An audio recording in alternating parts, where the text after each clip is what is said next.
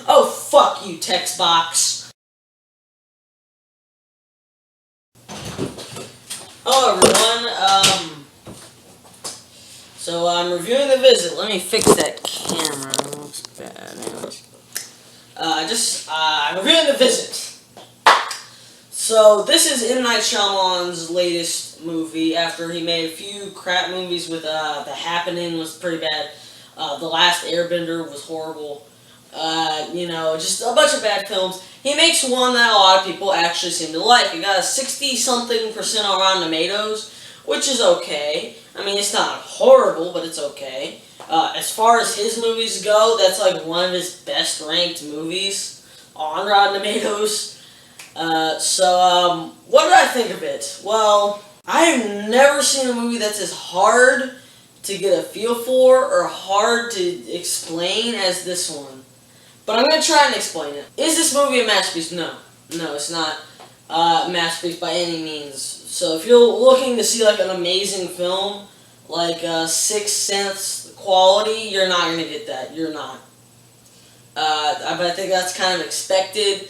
And they don't play this like a horror film, like a straight up horror film for some reason. They play it more like a horror comedy. Why the fuck did I say it so weird? They play it more like a horror comedy, which I guess he kind of has to do with the setup. And if you don't know the setup, it's two kids go to their grandparents' house for like a week, and the grandparents are like crazy and shit like that. Our grandparents are crazy, and they're trying to figure out why they're nuts, basically. So that's pretty much it. I guess you can't really take that too seriously.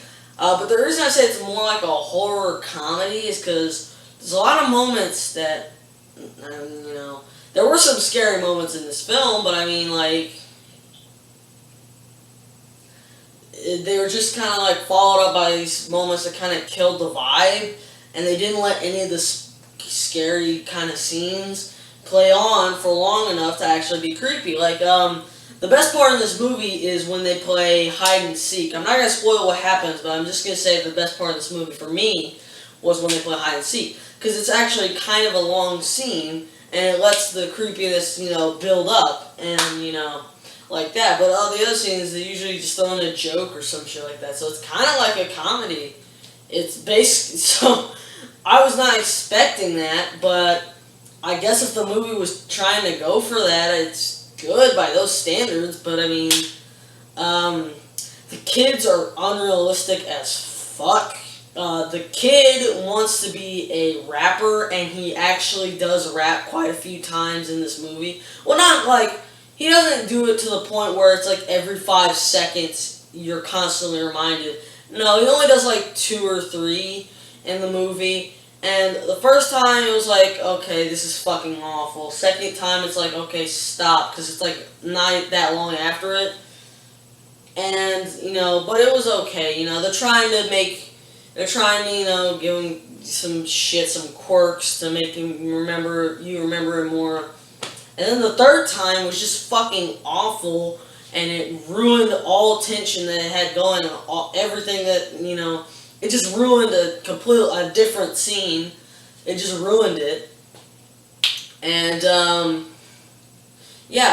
so that was that. The girl is a pretentious filmmaker who wants to shoot a documentary. It's a found footage movie, and that's the excuse, is that the girl wants to film a fucking documentary. I mean, who just goes around, what teenager actually just goes around filming shit and editing all day? Fuck you. Name a teenager who does that. Yeah, I can't think of it. Oh, fuck you, text box. Yeah, there are no kids like this. I mean, like, I guess there could be a few, but not really. And for other people, they're just gonna seem unrealistic and stupid. The twist in this movie was,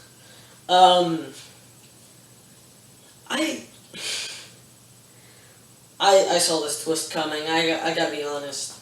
There were a few parts in the movie that made me doubt myself. I guessed it early on, but there were a few parts that made me doubt myself.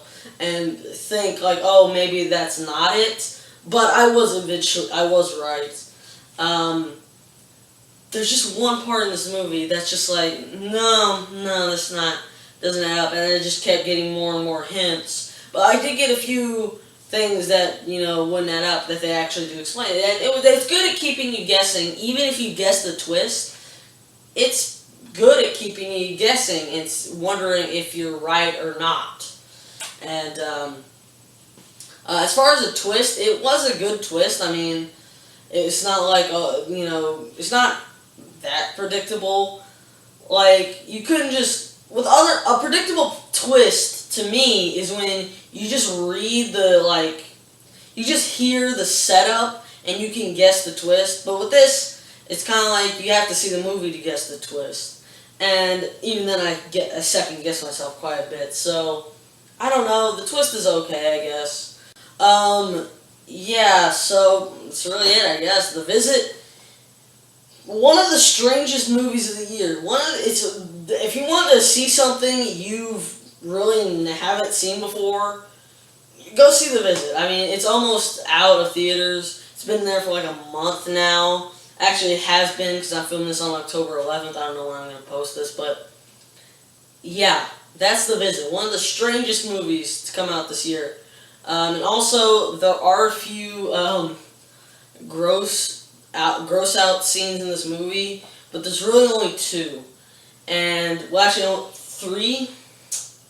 And one of them I can forgive because it actually contributes to, well, no. Well, actually, yeah, one I can forgive because it actually kind of contributes to the plot. And it's not really that much of a gross out scene. It's just something, that was unnecessary. I guess I can really spoil it. I mean, it's just one scene. It's the old lady is vomiting and shit. I say go see it if you've seen everything else out in theaters, and go see it if you want to see something new. If you want to see something you've never seen before in a horror movie, I don't even know how to fucking describe this. It's the ending of this movie. Let's talk about the ending. I'm not going to spoil it, but I'm going to talk about the ending. There were 3 points this movie could have ended. The abrupt ending, the good ending, and where it decided to end. There were 3 possible places it could have ended. First place, let's talk about the first place. The first place it could have ended, it would have been a little abrupt and quick, and it would have felt a little rushed, a bit of a rushed ending, but it still would have been fine. Still would have been a good movie and fine. The second ending would have been a little weird and kind of shit, but it would have been fine. Would have been fine. They could have gone with that and it would have been fine.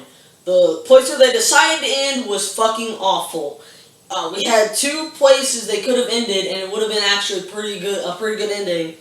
And then they decided to throw one scene, just one scene at the very end that ruins everything that the last scene was building up. And it's just fucking stupid. It's fucking stupid. Anyways, I don't even know. If I gave this movie a rating, I wouldn't even know what the fuck to give it. Because I honestly don't know. I don't know if I like this movie, if I don't like it, if I hate it, if I love it. I don't know what the fuck I think about this movie. I just kind of want to describe it to you. This movie, just really, go see it for yourself. If you're really curious as to what this movie is like, you have to go see it for yourself. You can't read the reviews or some shit and just say, oh, it's a good movie. You have to see it for yourself to decide whether it's good or not. So, that's The Visit. See you for the next review, Goosebumps. So, yeah, I grew up with those fucking books, and I'm going to review the Jack Black movie. It's actually getting pretty good reviews. I don't know if it's going to be good. You'll find out what I think next week, though. So, yeah, I hope you enjoyed my review of The Visit, one of the strangest fucking movies of the year. Good day to you.